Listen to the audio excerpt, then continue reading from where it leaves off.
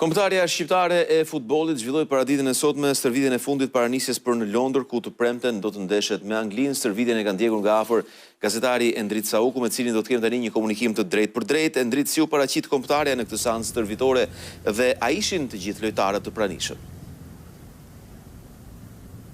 Kombëtarja nisi seancën stërvitore në orën 10:30 të kësaj dite dhe kjo stërvitje zgjati rreth 1 orë e 30 minuta.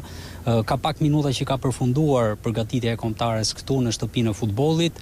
Gjatë stërvitjes të vetmit lojtarët të cilët u aktivizuan si të veçuar ishin Marash Kumbulla dhe Ardian Ismaili.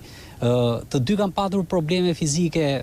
Kumbulla e ka shfaqur këtë që në fillimin e grumbullimit, ndërkohë që Ardian Ismaili sapo është kthyer nga dëmtimi i cili e mbajti disa ditë larg fushave.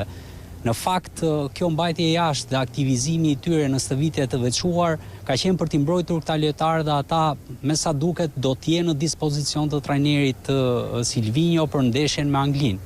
Ndërkaq që Endrit, kur do të nisen kuqezinjt për në Angli?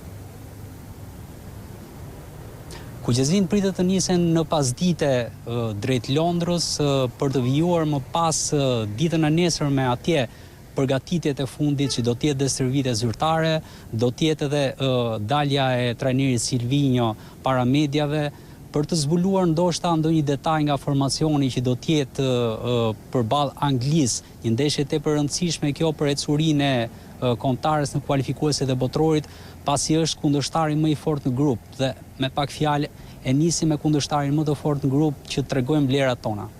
E qartë atëre, Endrit, falenderoj për të gjitha këto informacione.